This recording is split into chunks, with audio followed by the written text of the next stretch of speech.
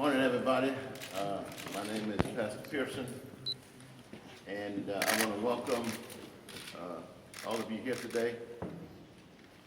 And I want to say to you that the Greater St. Mark Family Church has always been available to open up our doors to this cause. We're the home of the justice movement, and I appreciate you coming. You've always come to been here for these press conferences, and we're going to turn it over now to. All right, come on, my brother. Good morning, everyone. My name is Daryl Parks, and my partner Benjamin Crump and I represent the family of Michael Brown in conjunction with Attorney Anthony Gray here in St. Louis, who's our local counsel. We're here today with the parents of Michael Brown, Mr. Michael Brown Sr., and Ms. Elizabeth McFadden, his mother. First, thank you to the pastor for opening up this street so that we can have this time to talk. We find it necessary, in light of several things that happened over the last 2 days, to respond to what has transpired from the Department of Justice, both their decision not to prosecute Darren Wilson, but also their findings as it relates to their investigations of the city of Ferguson Police Department. And so today we're going to respond to that. We're also going to talk about the next actions that we are going to take as a legal team in this situation. With that said, Attorney Gray will now address you. I also want to say good morning and thank you for coming. As everyone knows by now, the Justice Department has released its findings regarding this criminal investigation into the death of Mike Brown Jr. Obviously, we disagree with those findings, but at the same time, we realize that it appears as though a lot of effort and a lot of work was invested in both the federal investigation, statewide investigation. At the end of the day, we think that those conclusions were in many ways not in line with our expectations of what we viewed as the evidence on August 9th of 2014. So in that regard, we disagree.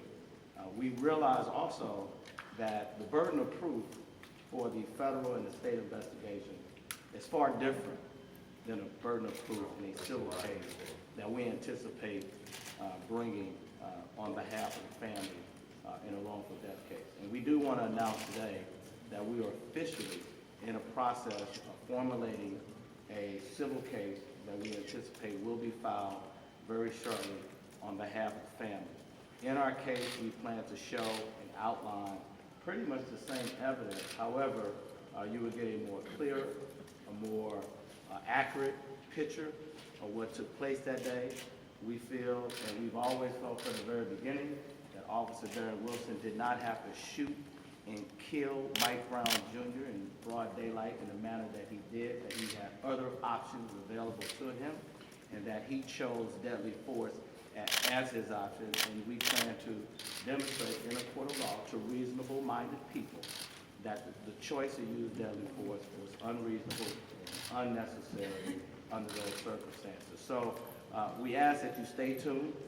Once we have a complaint that's fully formulated, it will be available to the public. You will have an opportunity to take a look at it.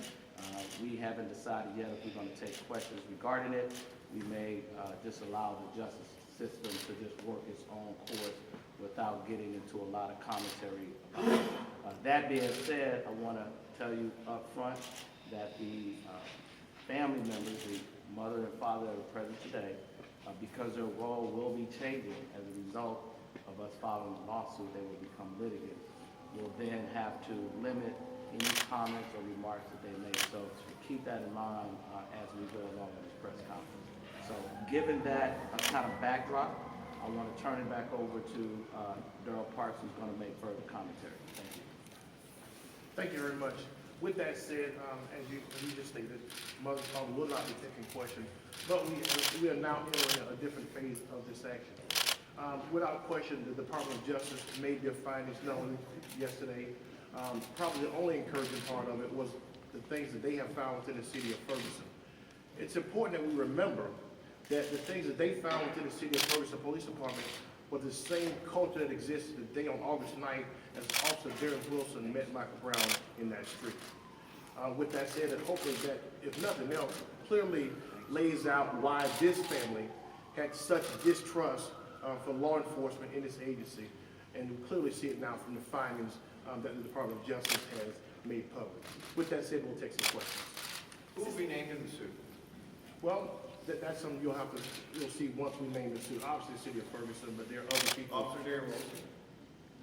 Without question, he is the perpetrator. So what was your reaction, generally speaking, to the finding that the whole hands up, don't shoot became such a motto with all the protests? In the D.O.J. report, they were saying was really discredited by witness testimony that was not credible. I just kind of want to get your reaction. And let me say, I don't want to weigh the evidence in the public because I think that would be inappropriate. However, there's a clear distinction between hand over head and hands up. And so that's one clear distinction that we've seen already as we've reviewed the report. Sir, can I ask you, that the grand jury and the DOJ has spoken. They have basically exonerated Mr. Wilson. Does the family now say, okay, maybe he had some justification? No, I think part of what they have done, they've accepted his self-defense based upon the facts that they've weighed the facts. Remember, the standard that we are now faced with is a different standard. We don't have the beyond the reasonable doubt standard. It's going to be a preponderance of evidence. We believe clearly, and I think Attorney Gray said it so well earlier, that there were other alternatives available to him. There are other facts that demonstrate that he did not have to kill Michael Brown.